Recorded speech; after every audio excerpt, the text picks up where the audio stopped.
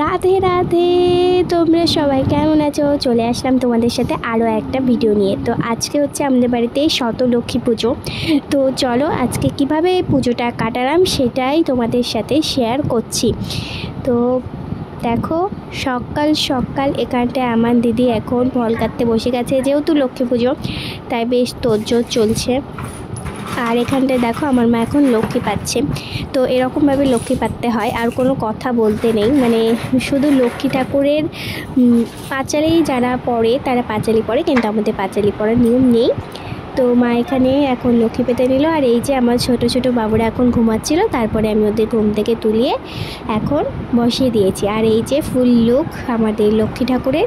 আর এই যে প্রথমে হয় কিন্তু আমাদের এখানে ফলের ভোগ, তার জন্য ফলের ভোগ লাগিয়ে দেওয়া হয়েছে। তারপরে হবে রুটি পায়েসের ভোগ, তো সেটাও তোমরা দেখতে পাবে। আর এখন আমি ছোট ছোট বাবুদেরকে দেখো দুধ খাইয়ে দিচ্ছি। তারপরে এখন আমি চলে যাব আলপন দিতে। গোটা ঘরে সুন্দর করে আলপন দিতে হবে, লক্ষ্মী পুজো বলে কথা। তো চলো আলপনটা দিই। আর আলপনটা কেমন হয়েছে তোমরা অবশ্যই কমেন্ট করে জানাবে। তো দেখো যেমনটা পারি তেমনটাই দিয়েছি। তো বাইরে দিয়েছিলাম সুন্দর করে একটু আলপন। আর তোমাদের বাড়িতে কাদের কাদের এই শতলক্ষ্মী পুজোর নিয়মটা আছে আমায় অবশ্যই কমেন্ট করে জানাবে। আর এই যে দেখো এখন আমার মা আখায় রুটি করছে। তো এরকমভাবে কিন্তু রুটি করতে হয় আখায় কড়াইয়ের মধ্যে। তো রুটিটা কিন্তু নুন টুন কিছুই দেওয়া হয় না, শুধু এমনি রুটি করা হয়। আর এই যে দেখো আজকে ছাদে বাগানে কিন্তু অনেক গোলাপ ফুটেছে, এই যে দেখো কি সুন্দর লাগছে, তাই না? তো আমি একটা তুললাম গপুকে চান করানোর জন্যে, গোলাপের দিয়ে চান করাবো বলে। তো তারপরে দেখো এখন আমার দিদি ধূপ দিয়েছে গোটা ঘরে। তারপরে চলো এবার গোপালের স্নানের জলটা রেডি করা যাক। দেখো দিয়েছিলাম দুধ, গোলাপ ফুলের পাপড়ি, চন্দন দিয়ে সুন্দর করে জলটা কিন্তু আজকে আমি রেডি করেছিলাম আমার ছোট্ট বাবুদের জন্যে। তারপরে ওদেরকে এখন চান করিয়ে দিচ্ছি, লক্ষ্মী পুজো বলে কথা, একটু সুন্দর করে সাজুগুজু করতে হবে না? তারপরে ওদের এখন সুন্দর করে চান করিয়ে দিলাম। আর তারপরে চলো ওদের একটু সিঙ্গারও করে দিই। তো দেখো এবার আমি ওদেরকে একটু ছোট্টখাটো ওই যেমনটা পেরেছি একটু সিঙ্গার করিয়েছি। দেখো তো কেমন লাগছে। আর আমি এখন ওদেরকেও ফলের ভোগই দিয়েছিলাম, তারপরে ওরাও খাবে রুটি পায়েস। তো তারপরে দেখো আমি ওদেরকে এখন একটু আরতি করে নিচ্ছি ধূপ দিয়ে সুন্দর করে। তারপরে এখন ওদেরকে ফল খাইয়ে দেবো, ওরা ফল খাবে।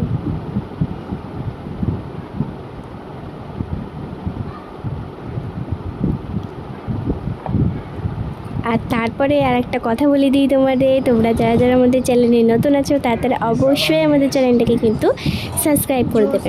আর দেখো এখানটায় মা কিন্তু পায়েস রেডি করছে। দেখো আমাদের কিন্তু এখানটায় পায়েসটা পুরো দুধেরই হবে। তো মা এখানটায় কাজু কিশমিশ দিয়ে সুন্দর করে পায়েসটা কিন্তু রেডি করছে। তো চলো আমার সবার আগে আমার গোপালই খাচ্ছে পায়েস রুটি, লক্ষ্মী ঠাকুর না খেয়ে গোপালই খাচ্ছে। তো যাই হোক ঠাকুরের খাওয়ার ইচ্ছে, তো এখন আমি গোপালকে দিলাম রুটি আর পায়েস। দেখো গোপাল কিন্তু খুব মজা আজকে রুটি পায়েস খাচ্ছে। দেখো ওদেরকে এখন খাইয়ে দিই চলো।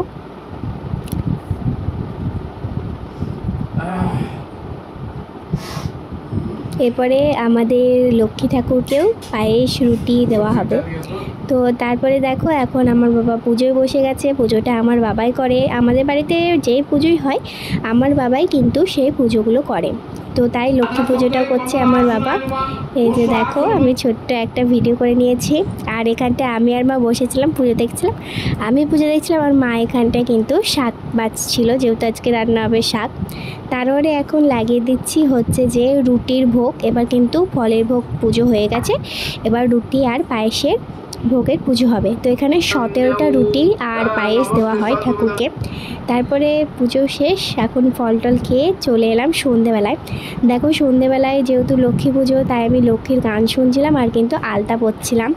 আর তারপরে দেখো আজকে সন্ধেবেলায় আমার দিদি কিন্তু ঠাকুর করেছিল, যেহেতু অনেক জোগাড় করতে হয় আবার ফলের প্রসাদ হয়, তার জন্যে কিন্তু আমার দিদি আজকের সন্ধ্যের আরতিটা করেছিল আমার ছোট গোপালের। দেখো এখন ও রেডি করে দিচ্ছে ঠাকুরের সব কিছু জোগাড়।